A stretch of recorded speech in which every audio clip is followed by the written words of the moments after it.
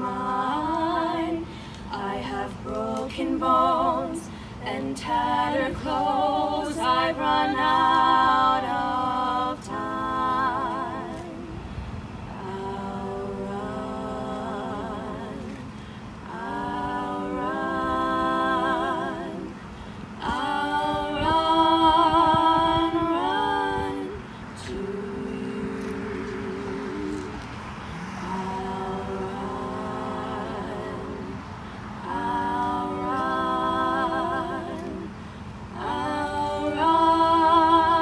run to you. I will break down the gates of heaven. 1,000 angels stand waiting for me.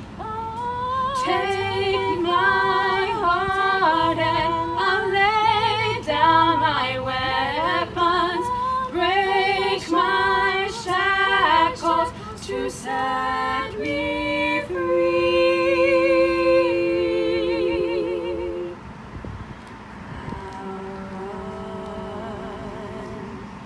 I'll run,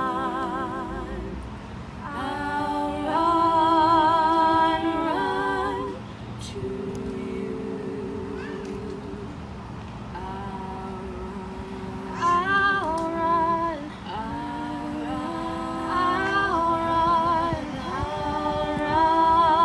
run to you.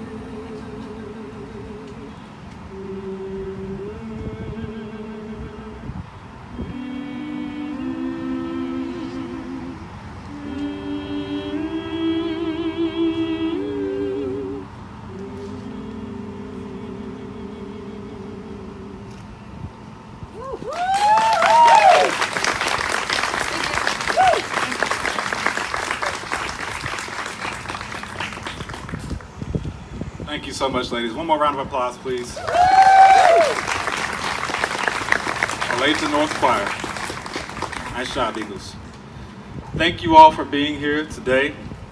I'm not sure what brought you here today, but you are here, and I'm grateful for that.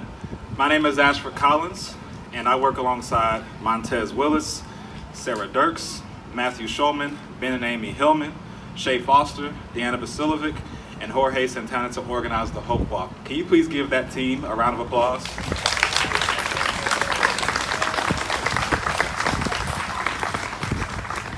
I wanted to take a moment and thank Kate Gumbalat with Versano. This is the company that is helping us stay safe and responsible today for this event, providing us 2,000 masks. And so right now, I would like to give her the opportunity to share with us a little bit this morning. Round of applause, please.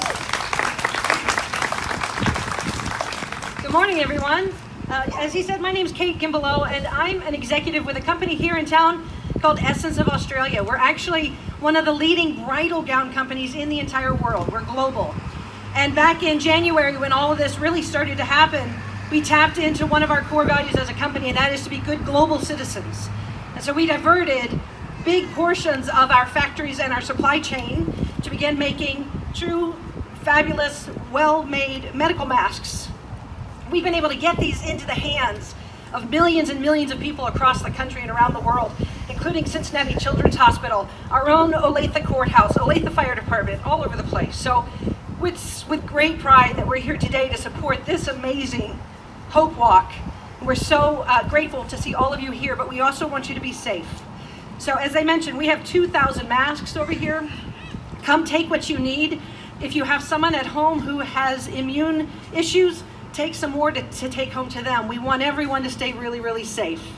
We've donated over 60,000 of these masks to events, local events like this, as well as to a doctor in Philadelphia, Dr. Stanford, who's been buying her own supplies, going out into the streets of Philadelphia to take COVID tests out to those who don't have access. So we're trying to do really, really good work. I encourage you, if you need masks for an organization, for yourselves, please come get my business card.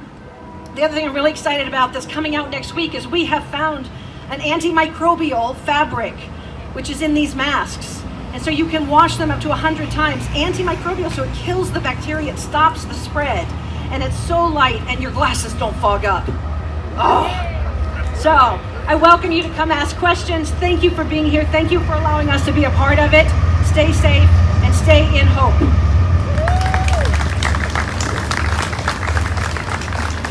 Thank you, Kate. I usually kind of go off of talking based off of like facial expressions and smiles and frowns, and I don't have that this morning, so if y'all can help me talk with your eyes or something, I really appreciate that. Thank you again, Kate.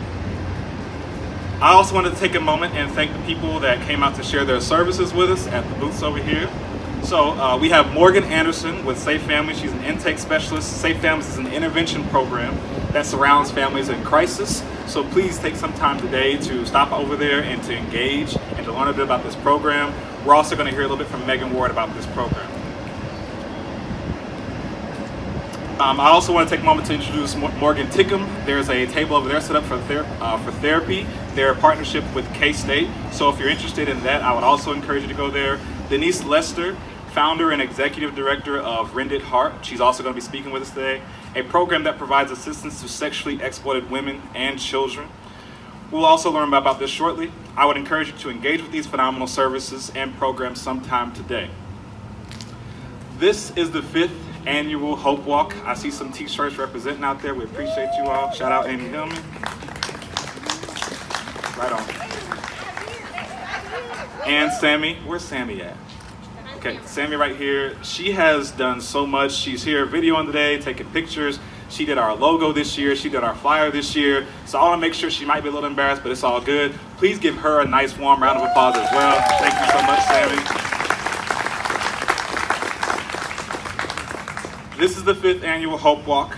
I'm going to take some time to unravel the birthplace of this event because I want to be intentional about the narrative staying very clear and very genuine.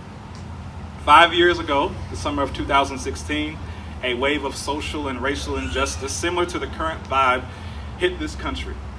Unarmed black people such as Sandra Bland, Eric Garner, Philando Castile, and several other black souls lost their lives to reckless killing by the hands of those we look to protect and serve.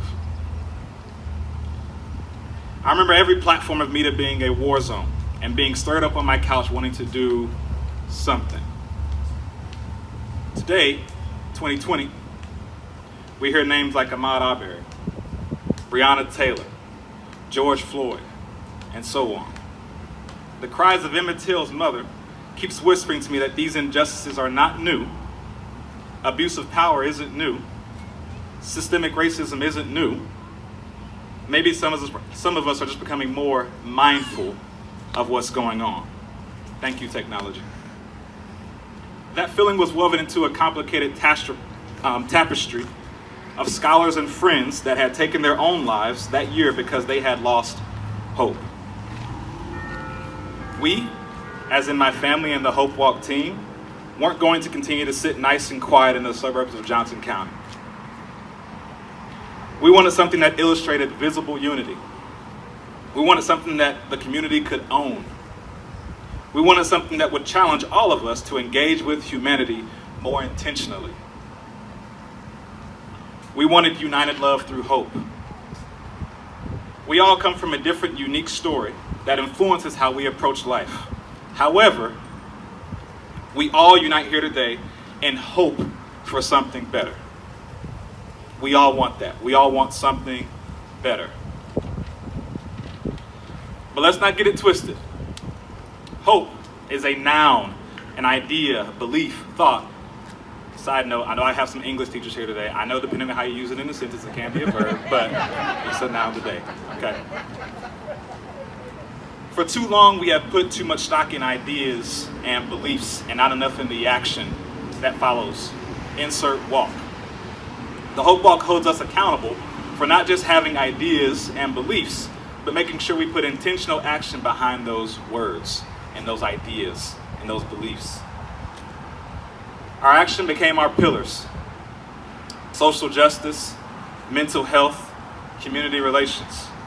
Our goal through these pillars was to hopefully humanize people, because we do know that is what's happening, right? We have dehumanized people, and I'm guilty of it myself. It probably starts with me. In order to feel humanized, we must feel like who we are does not need to be checked at the door.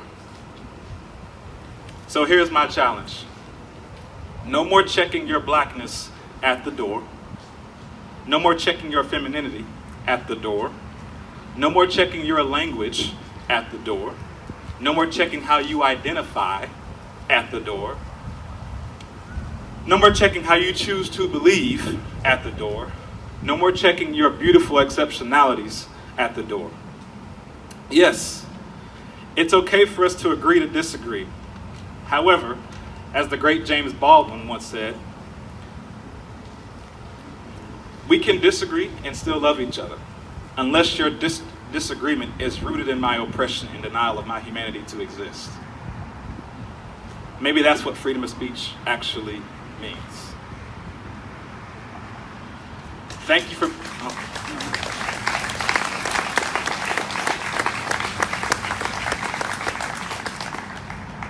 Thank you for being here today. We have some exciting people and groups to educate and empower us. At this moment, I would like to invite up our scholars who will be hosting this morning. Please give them a round of applause. West High School from Olathe North High School, so thank you all so much.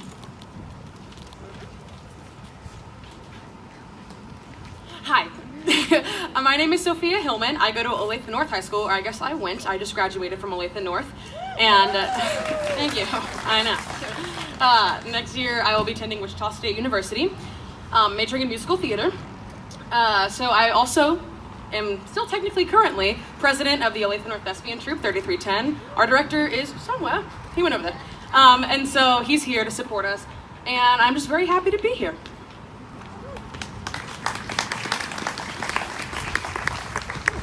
Hi, I'm Peachy Malik. I go to Blue Valley Northwest. Next year I will be the student body vice president for our school. I've loved being part of student council because it has helped me find these events that otherwise I would have unfortunately missed. So I'm really happy to be a part of that group and to get to be here with all you guys today. So thank you. Hi, I'm Amita Ganesh, and I'm going to be a senior at Blue Valley Northwest High School. I'll be our student body president. I'm really excited to be here today and be here with all of you. I'm so glad you all came out here for this great cause. Thank you. I'm Abraham Avalola, and I'm going to be junior next year. I go to Blue Valley Northwest, and let's call my part of the last year again. And I'm just excited to be here because a lot of these issues I wouldn't really have been active with them if I wasn't a part of it. So I'm just glad to be here.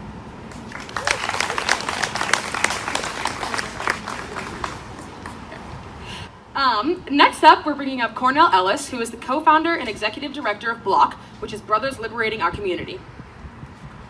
A round of applause for Cornell.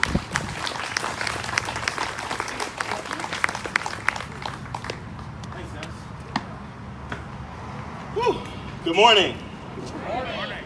It's a beautiful morning today, and I'm so blessed and grateful to be here with you all. The elders used to sing, this is the day that the Lord has made. Y'all know that one? Yeah, that's a good one, right? That's how I feel this morning. I really want to give thanks out loud to Ashford and to those that worked on the Hope Walk. It's truly an honor for me to be here with you all this morning.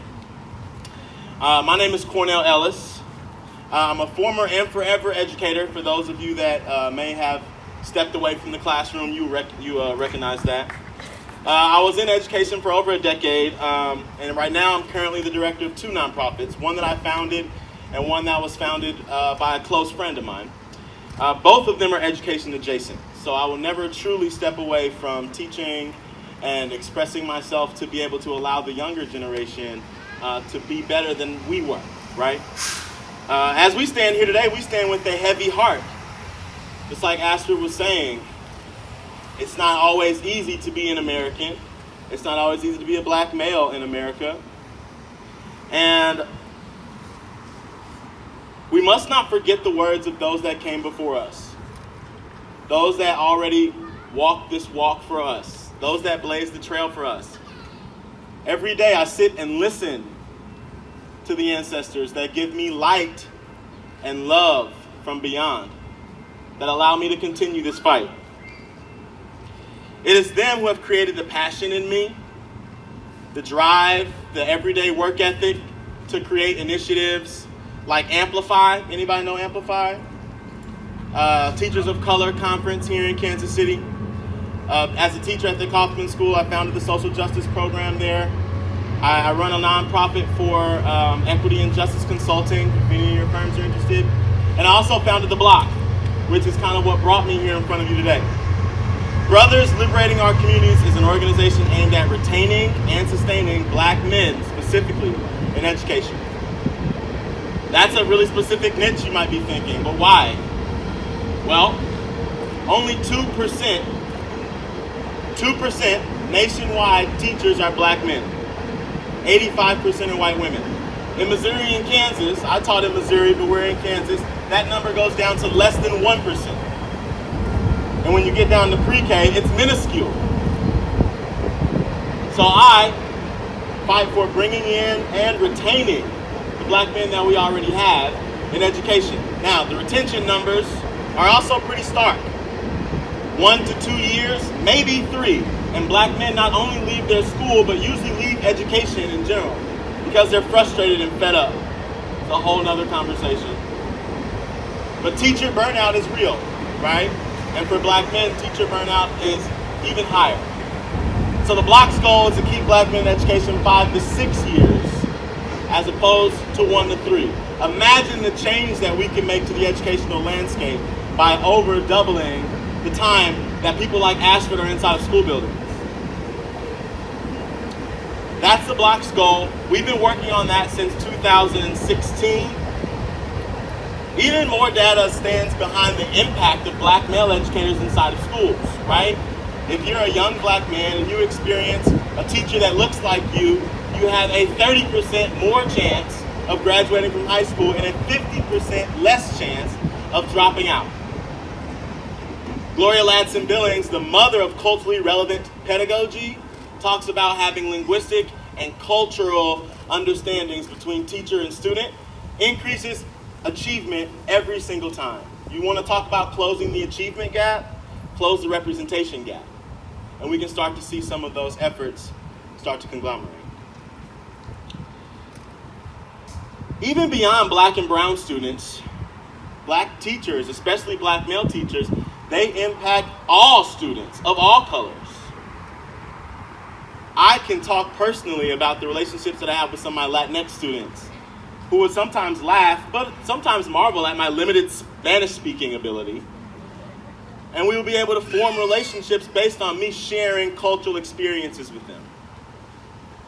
I've had deeper conversations with 6th grade young white men than I have 36-year-old young white men because they experience a different type of intellectual property inside of my classroom.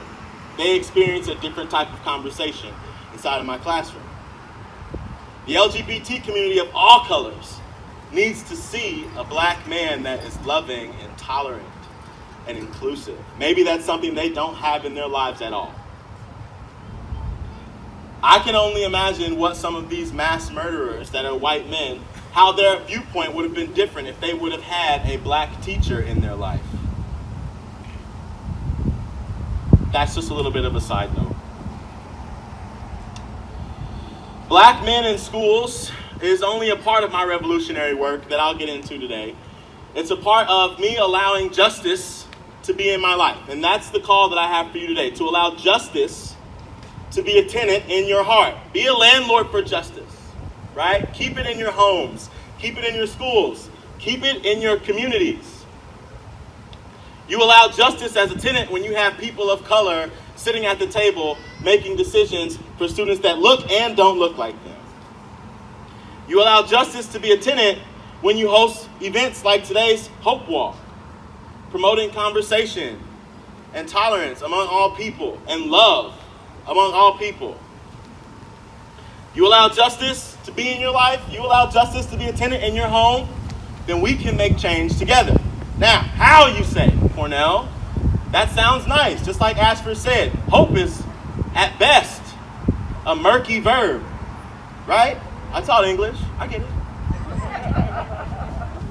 One of the speaking series that I do equates what it takes to be a true accomplice, is the word I use, not ally. We're tired of allies. Accomplice is Django Unchained. Let me take a quick poll. Raise your hand if you've seen Django Unchained. This is one of my favorite movies. Okay, we got a good amount of people in. If you haven't seen it, go back and watch it. If you have, go back and watch it again. Dr. King Schultz will give you a play-by-play of how to fight for justice. Played by Christoph Waltz, actually won whatever the movie award is, I think Oscar for Best Supporting Actor. Let's take a look at the 5 things Dr. King Schultz does in the movie that you can do in your everyday life. First, he brings black and brown people, Django, into spaces that he typically doesn't belong in, right? From the very beginning of the movie, the bar scene, where he brings Django inside of the bar, and the bartender is appalled that a black man would be in the bar. You bring black and brown people into spaces that they wouldn't necessarily be able to access on their own. You as white people hold privilege and power. You are entering this war with more resources than people of color. Bring people of color along with you to these tables to be able to make powerful decisions. Number 2, Dr. King Schultz was Django's advocate and partner. Maybe you remember in the second scene, they ride up to the house in Tennessee, and the slave master says, "Black people can't ride horses in my territory, son." He said, "Nope, this is Django. He's my valet. He does not walk." You do the same thing as power and those with privilege. When you have those people of color in spaces, protect them. Be their shield. Be the one that speaks up for them when they aren't in the room, because we know that's when the real conversations are happening. And third, listen and get to know and share culture and experience with people of color. Maybe you remember in the scene after that, they're sitting down and having dinner. And it's the scene where he realizes not only does Django have a wife, but his wife is named Brunhilde von Schaft, which is a German story that he is very well aware of. And there's a reckoning there where Dr. King Schultz realizes he's not just a slave. He's not just a person of color. He's actually a human being who shares culture and experiences with me. If you do that as well, go to the neighborhood you don't often go to. Go to that church. Maybe go to a homeless shelter and do some community service. Listen and get to know black and brown colleagues and partners. Sit and have genuine conversations. Once you start to share experiences and culture with these people, they don't sound so different than you. And you realize that you have more in common than you do different. Fourth, I have 5 things. 4, stick with me. I got 2 more. Fourth, he stepped back and he let Django shine. Maybe if you remember late in the movie, they go into their final ruse as the black slaver. And Django actually starts to become the protagonist for the first time in the movie. Christoph Waltz was arguably the main character the whole time. But Django steps forward and emerges as the hero here. White people, move out of the way to allow people of color to emerge after you brought them into the space, after you've protected them and given them shelter, after you've gotten to know them. Now, move out of the way and let the person of color come to the front and emerge as the leader for whatever initiatives you're in. And fifth, most importantly, sacrifice something. At the end of the movie, Dr. King Schultz is in Candyland. You've seen this movie. I've seen you nodding. You know, you're right along with me, sir. Right? You know this scene. He could have saved everyone. He bought Brunhilde von Schaft. They had been found out, but it was okay. They were going to let him walk out. All he had to do was shake Monsieur Candy's hand. But you know what? He said, I cannot allow this establishment to continue. I cannot walk out of here and be satisfied with the bare minimum. He sacrifices his own life for the cause. Those of you that are coming into the war with more resources than others have to be willing to sacrifice something. It's not enough to hope sometimes. And that may be uncomfortable, and I recognize that. But people of color have sacrificed everything. So, those are the 5 things, and I hope that maybe you can go back, maybe watch Django again, and look at it from new light. I appreciate the opportunity of being here. Again, Block Brothers Liberating Our Communities. You can find us on Facebook. You can find us on Instagram. You can find me here with my son and my family hanging out all day today. So thank you. Advisor at Safe Families for Children.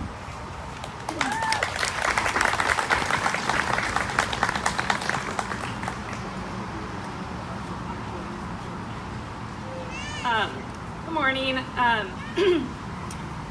I don't know who put this order together, but I did not want to follow him. I'm very honored to be here today with my coworker Morgan, which seems like everyone else knows. So I am family coach supervisor with Safe Families for Children here in Kansas. We exist to help families that are in need or in crisis. That looks like, when crises happen, I'm assuming most of us have family members, relatives, friends that we can rely on. And the families that we are coming across or coming to us for help are socially isolated. They don't have those connections. And so Safe Families was created to do that, to be those connections for families that are in crisis and don't have anywhere else to turn. Safe Families is a voluntary program. What we do is we're preventative care. So we try to get families and kiddos that are in that crisis prior to coming into foster care. We have many different volunteer roles. Our niche is host families, so we have volunteers through local churches here in the community that host children temporarily while their families, their parents, caregivers can get back up on their feet and have a safer environment for their kiddos to come home to. I'm trying to, we were challenged to give you a challenge. Again, Mr. Ellis's challenge was way better than what my challenge is going to be for you. But I just want you to kind of think about how can we create a society that makes children and the support of children, or support of families, everyone's responsibilities and not just the child welfare system. I don't know if you guys are familiar with numbers, but the state of Kansas, there are close to 7,500 kids that are in state custody right now, and that is just Kansas. So we're definitely needed. We definitely need volunteers to fulfill those roles, to come along families that are in crisis that need extra support. So I would encourage you to stop by our little table that keeps blowing over, but Morgan and I will be there to talk to you. We want to, and even if you don't want to volunteer, but maybe you have families that maybe you're a teacher and you have kiddos that you're worried about this summer, whole COVID-19 things, have them reach out to us. We are available. We have host families ready to go, and volunteers ready to be family friends to those that need that extra support. So come stop by our table. Thank you.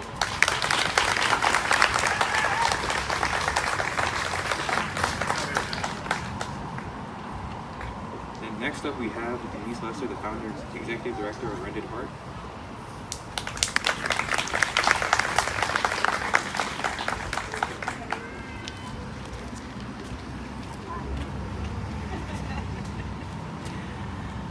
Hi, can everybody hear me?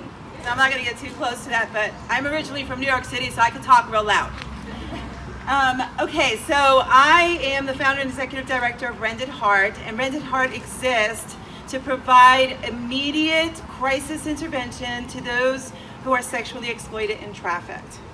You would be surprised how many in our area, in Olathe, in Prairie Village, in some of the very exclusive areas, including what's happening downtown in Kansas City, are being trafficked in our own city, sexual exploitation in our own city. We work with everyone across the states. We work with male, female, children, and we have many connections. One of the biggest areas that I have been developing is networking with resources and services.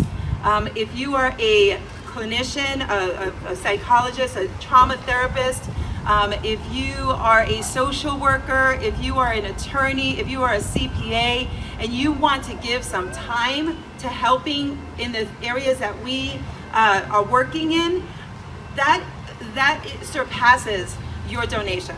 and I'm all about donations, but that surpasses your donations. I'm going to give you that on the front end. Think about what you do. Social media, all you young folks know how to do that. I don't know how to do that. So posting on our Facebook page, those kinds of things are super helpful. Okay, so why am I doing this? In 2017, on Valentine's Day, that wasn't planned, I felt that it was time for us to start Rented Heart. I've been working in this area for about 10 years and recognize that we have a number of anti-trafficking organizations, which is awesome, in the state of Missouri and Kansas. But we're doing awareness, which is awesome. We need that. We have long-term restoration programs. We have other interventions, legislation going on, but there is nothing and no one that's doing crisis intervention specifically to the trafficked and exploited individuals. So it was something that my husband and I recognized years ago as we worked with another organization and did a lot of outreach on the streets, that the individual had no place to go when they were in that emergency situation, when they're coming out of a hospital in the emergency room and they have no place to go. When they're with law enforcement and law enforcement recognizes that it's a trafficked individual, that they're being trafficked by a pimp, and they have no place to go and they have no one to talk to. We are doing a lot of awareness in our city, but law enforcement, medical, fire departments, they go, this is great, now we're trained, we know how to identify, we know what this looks like, we're getting wiser and we're getting more trauma-informed care, but now what do we do with the person? So that's where Rented Heart comes in. And honestly, the Lord gave me that name 10 years ago when I moved 13 years ago when I moved here from New York City. And it comes from Joel 2. It says, return to the Lord, rend your heart and not your garments. And we know that that's for the individual that's coming out, but it's also for us as volunteers and workers of Rented Heart. So I wanted to introduce to you Melanie.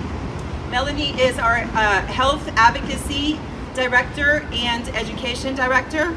And then we have Katie, and Katie is a client advocate. So she comes to the house quite often. We have a crisis home on the Missouri side, and we actually go into hospitals. We meet with law enforcement in the jails. When they have someone there, they will call me and say, we have an individual here, can you come and speak to her and tell her about your program? We have had many situations where they will come with us right from that location into our crisis house, and we'll help them for the next 30 to 60 days figure out what do they want to do next. Let's get their ID back. Let's get them some medical care. Let's help give them hope again that there is a support system around them. We're looking to develop a what we're calling a 199, because God goes after the 1 out of the 99, if you know the scripture. And so we're developing a 199 house, which is a reintegration house. That means they have gone through their crisis into some form of a long-term program or transitional housing or recovery, and they're ready to do the next thing, get back into life. They need support.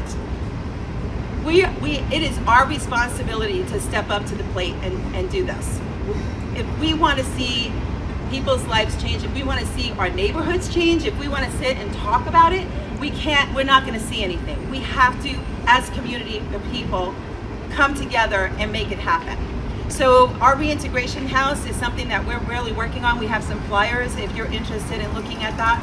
We have training every other month. We will have one this afternoon, by the way, at around 1 o'clock, 12:45. It's on our website, rentedheart.org. You can find out more information about us. I don't want to take up too much time, but one stat that I do want to tell you about is 1 in every 4 girls is sexually molested as a child. 1 in every 6 boys is sexually molested as a child. This is trauma. This is trauma, and this is in our nation. It's not just in one area. In the nation, we have Children's Mercy is seeing 3 to 5 children every day coming into their emergency room that is being sexually molested. And some of those are being trafficked that they can identify.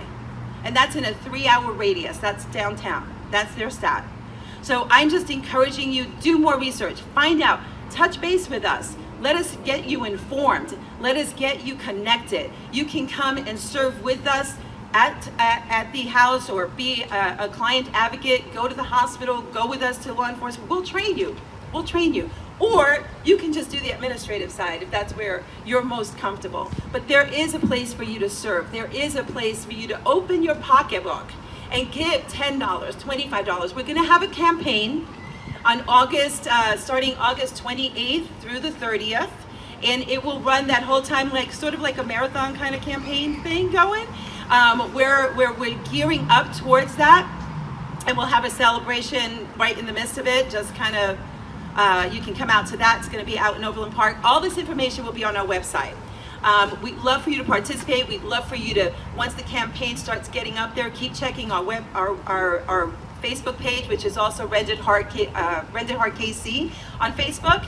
And once you start to share it, help us get the word out there. We need to buy housing. We need to have staff paid for, and so on and so forth. But most importantly, we need to provide for these individuals. When I go to the hospital, I take this t-shirt.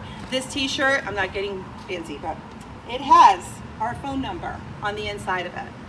It is our hotline number that our individuals can call when they're in crisis. If they don't come away with us, they get to keep our number. We bring them a whole backpack with clothing, some leggings, some socks, some beautiful, good smelling lotion, and all kinds of great items in there that absolutely moves their heart, because we care. So that's why the t-shirt says loved. And you can purchase a t-shirt, by the way, for $30. It buys 2 t-shirts, one for you and one for the person that we're giving it to that individual that's being trafficked. So I'll end with that. Please come by, check out the table. We have more information there. Give us your information so that we can send you information about the campaign and other events that we're doing and how you can get involved. So thank you very much. Hi, next I would like to introduce Sheila Albers, who is an active member of Johnson County United.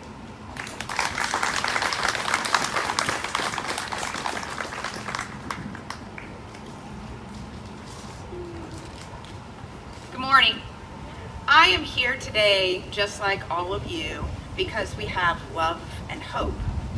And that love and hope is that we want systems like mental health, education, and government to provide paths for people to thrive and prosper in this community. Sadly, though, many of these systems have actually had adverse effects on all of us. As a mom, as a former middle school principal, and now an activist, my mission has always been to innovate these systems so that people can find the paths to thrive and prosper. January 20th of 2018, though, my why was still to innovate systems, but my how changed. On January 20th, 2018, my oldest son, John, 17 years old and a junior at Blue Valley Northwest High School, was shot and killed by an Overland Park police officer. John struggled with mental health issues, no doubt. And that evening, my husband and I and our other 2 children were invited to dinner at an extended family's home. We wanted John to come with us. He didn't want to go.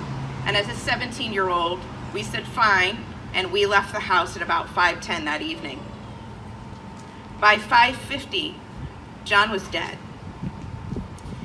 He had put up suicidal ideation comments on social media, and his friends, being loving, wonderful people, did the right thing and called 911. The officers who arrived chatted on the front lawn of my home. One ran to his car to get a cell phone. Very good decision. The other one waited behind a tree and approached my driveway. John had taken the keys to my minivan, and as the garage door slowly opened and John attempted to leave the house, for what reason we still don't know and never will know, this officer yelled stop and then fired 2 shots into the side of the vehicle, one of which instantaneously killed John. The car then whips around out of control, and the officer unloads 13 more bullets into the minivan of our car. 6 of those bullets hit John. I immediately got texts on my phone from friends and neighbors. Steve and I jumped in the car and we were home by 6 o'clock. I bolted out of the car to get to John, and I was stopped. My husband was told later that evening that we couldn't see John because it was protocol in an officer-involved shooting. My thought was, why would anyone shoot my son? We still don't really have the answers to those questions. 1 month later, February 20th of 2018, actually in this building, I had the current district attorney look me in the face and say, the shooting was justified, no criminal prosecution. Basically, thanks for your time. And he released 2 of 4 dash cams to the media. We were ambushed. We were blindsided. And that is where the untruths unfolded. The narrative was that John aggressively and rapidly pulled out of our garage, trying to attempt to run over an officer. We now know that's not true. John pulled that car out of the garage at 2.5 miles per hour in a straight line. Mental health was a piece to John's life, but it's not what killed him. What killed him was poor training and excessive use of force. And because of my son's death, I'm here today representing a group called JOCO United. JOCO United has 2 clear focuses: training and transparency. We promote crisis intervention team training for first responders. And about a week ago, we took a huge win. Overland Park has agreed to CIT train their entire police department.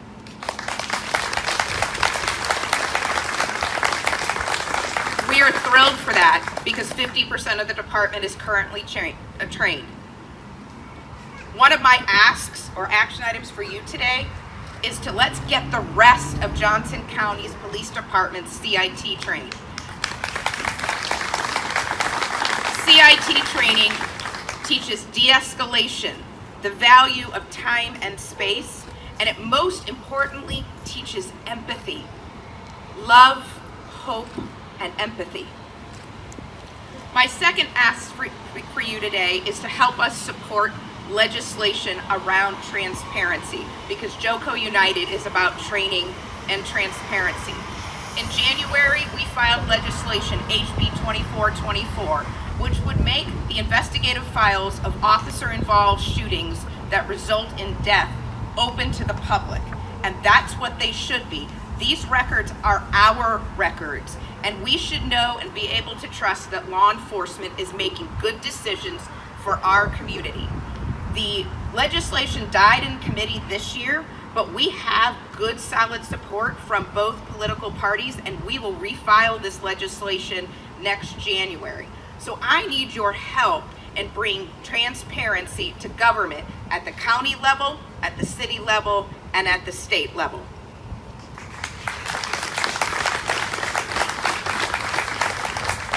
Look us up, JOCO United. We are on Facebook, we are on Instagram, we have a great Facebook page. We don't need money, but we need your voice. We need your support in holding our government accountable and providing better training for first responders. Thank you for including me today. I know that we walk in love, in hope, and in truth.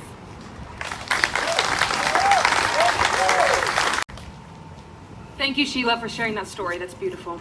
And next we have Matt Manjhi, who is a career coach, he's a leader, and a mental health advocate.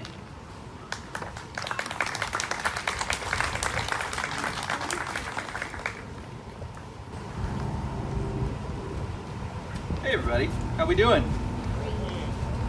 Yeah, it's getting a little warm, right? Well, where'd he go? He's chasing down his adorable kid. I'm a former teacher also, but once that gets in your blood, it doesn't leave, right? You guys who've been in the classroom, you know that. And like one of my favorite teachers told me, the brain can only absorb what the tuchus can endure. You guys aren't sitting and you might not know what a tuchus is, but that's code for your behind. So we're gonna kind of try to keep this moving along. Hang with me though, because this is really, really important, what's happening today, and thanks to everyone who's put in so much work to do this. Thanks to you guys for hanging out with us this morning, because this is really important.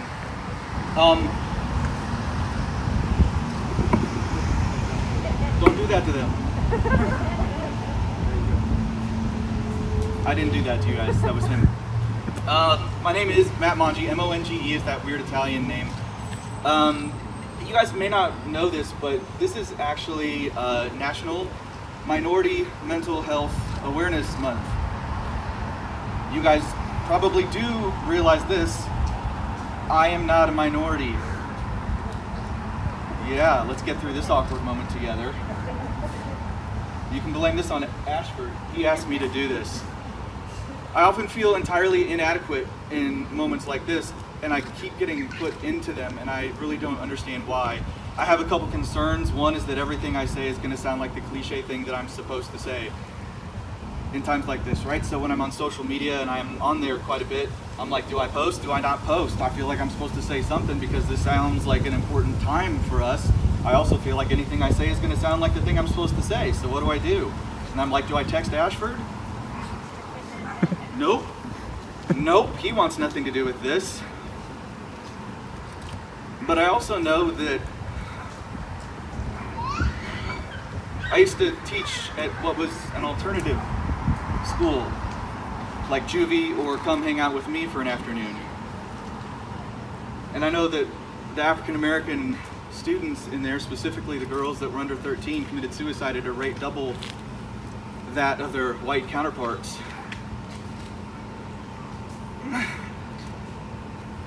So what do I do with that? I don't just get to ignore it. I knew that one of my students, we'll call him Ray, mostly because that was his name. For the longest time, I couldn't figure out why this kid who seemed so smart acted so dumb in class. He would do horrific on his tests and quizzes. And I was like, Ray, you know you can't play basketball for me if you have these grades. And then suddenly he paid attention, but still got horrific grades. And one day Ray didn't show up for school, and I was like, this is not good. And it was because neither one of his parents was home. Neither one. All of it's connected. Education, mental health, family, community. Too often we segment them off. We act like these are all pretty little things that we can tie in bows, and it's not. See, I was a 14-year-old kid. Oh, there are kiddos here. I was a 14-year-old kid, I'm going to modify it just a touch, who struggled with, should I wake up tomorrow morning or should I not? Starting at age 14. I was lucky, because my lawn was cut really nice. You see what I'm saying? Ray was not so lucky, so Ray wondered the same things and had no parents there to talk to about it, no support system. The reason Ray wondered though, Ray didn't understand if he was enough or not, or if he was worth anything or not, because Ray was 17 years old and get this, he could not read. He wasn't doing well on tests because he couldn't read the dumb test. He had gotten all the way to my classroom as a 17-year-old dude who could play basketball, was nice, kind, a gentleman. He wasn't into horrific stuff, but he couldn't read.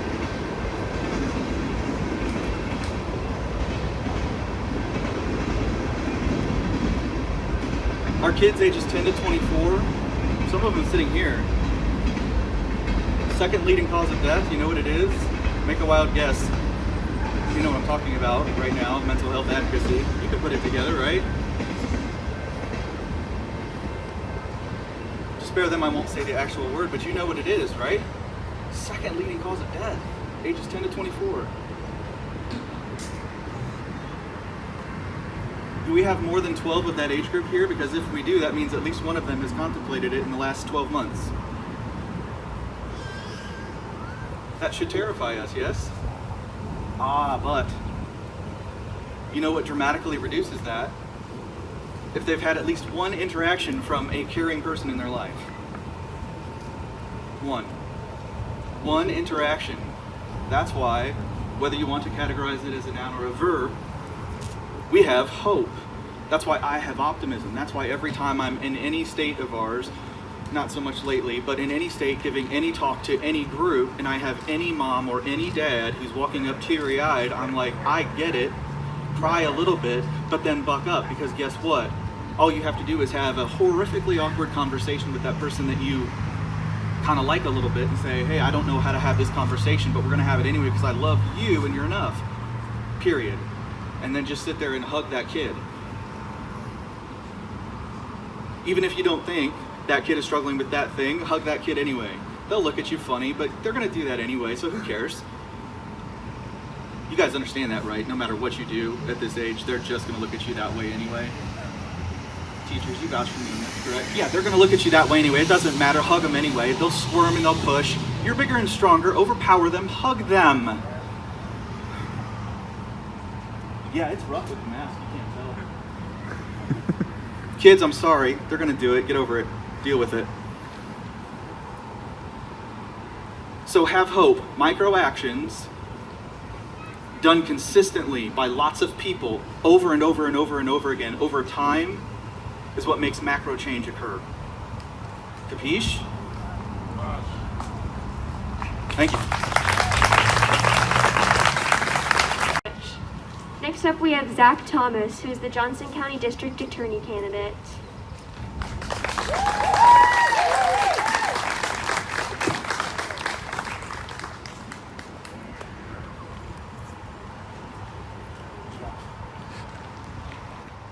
What's going on, everyone? How we doing? We did it before, I want to do it again. I know Ashford Montez, and Ashford listed off a whole bunch of names before. Let's thank you for putting this together and thank you for getting everyone here. More importantly than them, no offense, are you guys. The walk doesn't mean anything. Awareness is not achieved without people like you coming out here today. So give yourselves a round of applause today. Who am I and why did I get up here? My name's Zach Thomas. I am the son of 2 immigrants from India. I am a first generation Johnson County, Kansan American. I am here born and raised. I was schooled here. I am now running for Johnson County District Attorney. But today's not about me. Today's about what's going on in our community. Today's about mental health. Today's about criminal justice reform. And today's about community relations. So what are we doing? What are the issues we have presenting ourselves? We've heard countless people speak. We've heard about the issues plaguing our society. But those don't happen here in Johnson County. Those are in big cities. Those are on the coast. Well, as Ashford said, that's wrong. It does happen here. It does happen here all the time. You want to talk about criminal justice and racist policies or injustice? Go to any municipal court on a docket day. Go to any municipal court when they have pro se litigants, people who are representing themselves, come in to talk to the prosecutors about deals. And look at the racial disparity. Katie Merrill over here gave me stats that she got, that 6% of Olathe is African American. Yet the traffic citations issued are about 13%. That's inadequate. That's unequal. That's not just. That happens throughout the county. That happens with law enforcement stopping random individuals. That happens with law enforcement treating individuals differently based upon their skin color. Well, let's transition also. It happens with law enforcement treating individuals who don't act the same as everyone else, differently. We heard the horrible story from Ms. Albers, what she and her husband Steve had to endure. Law enforcement is not prepared, is not properly trained to handle these situations. So how do we make change? How do we do better? How do we make it so all people are treated equally under the law? We need to raise awareness. And like I said, that starts with people like you being here today. That starts with you going home after this and following what Cornell said. Talking about this, raising awareness, bringing these individuals into the spotlight.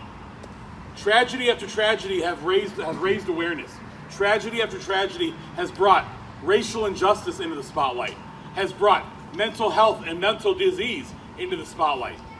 But when it's in the spotlight, what do we do with it?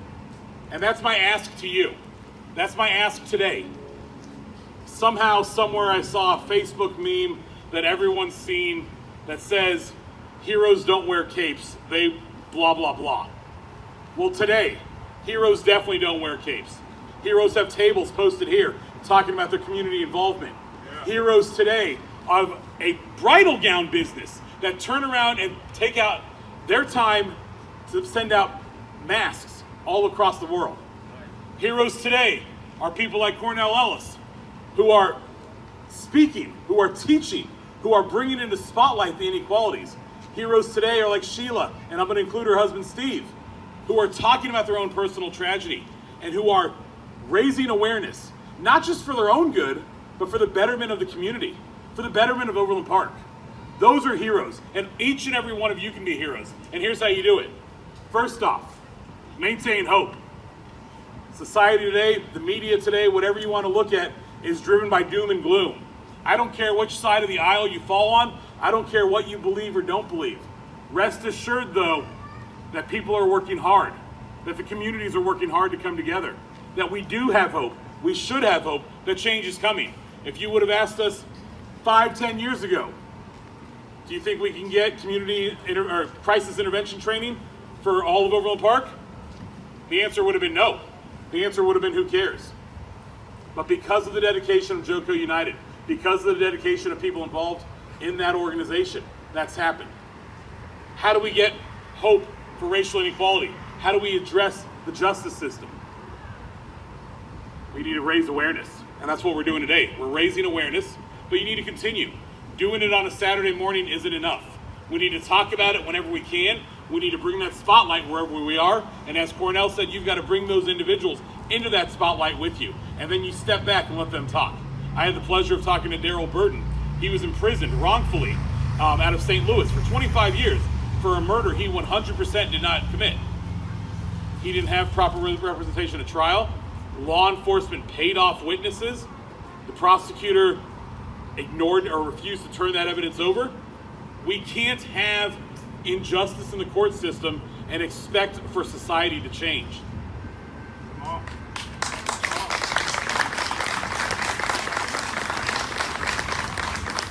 The last part of this trilogy. Cornell got 5, I'll give you 3. Maintain hope, raise awareness. And the last thing is simple. It's vote.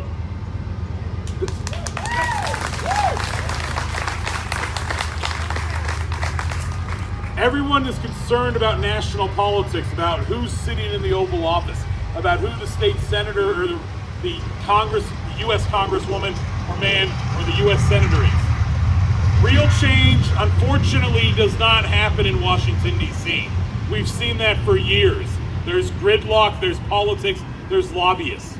Real change happens here, in the local level. Real change happens with your state senator, with your state representative, with your district attorney. Those are the people that affect your daily lives. Those are the people that work in your state for you.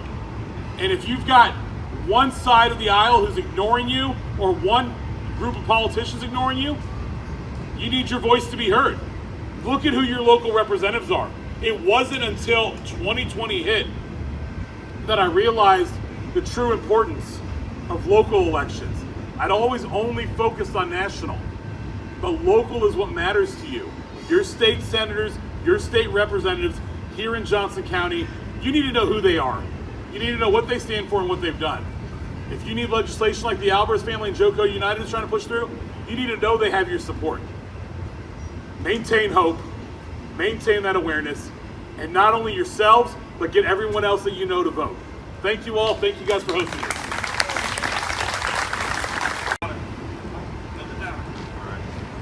Then next up speaking we have Councilmember John Bacon.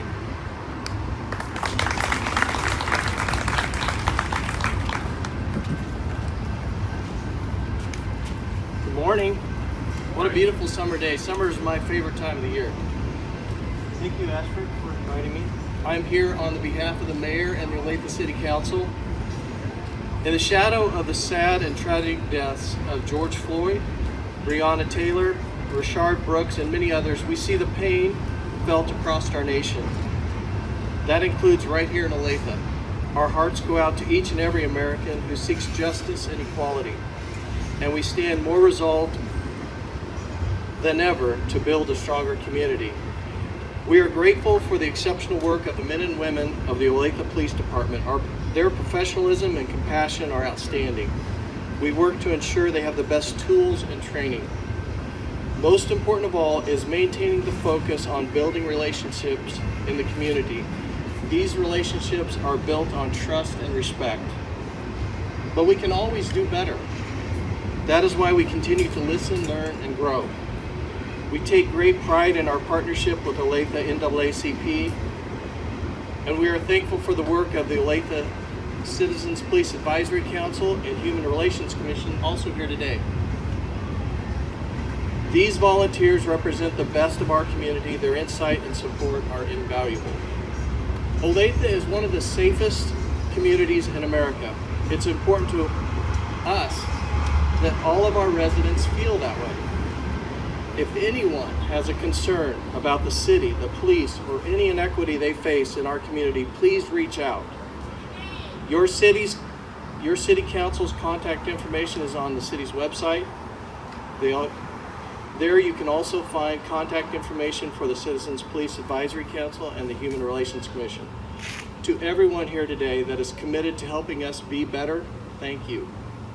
Our people are special, and that's what makes Olathe special.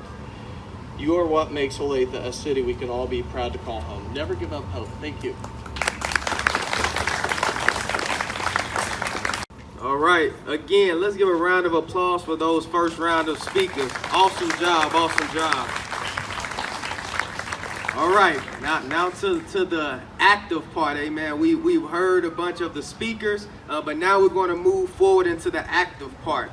But before we get ready to dismiss for the active part, I think it's very critical with everything going on right now in the society from at every level, mental health, community relations, and social justice. I think it's important, as we've done last year, is to really take a moment of silence to really reflect on these things.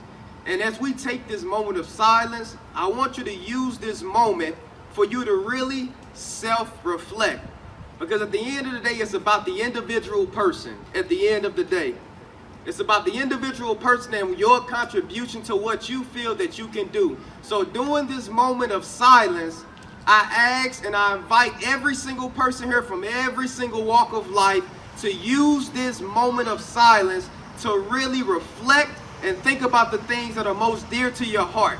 So right now, for the next 30 seconds or so, let's take time to use a moment of silence for solidarity about all the issues that we face right now. So let us begin.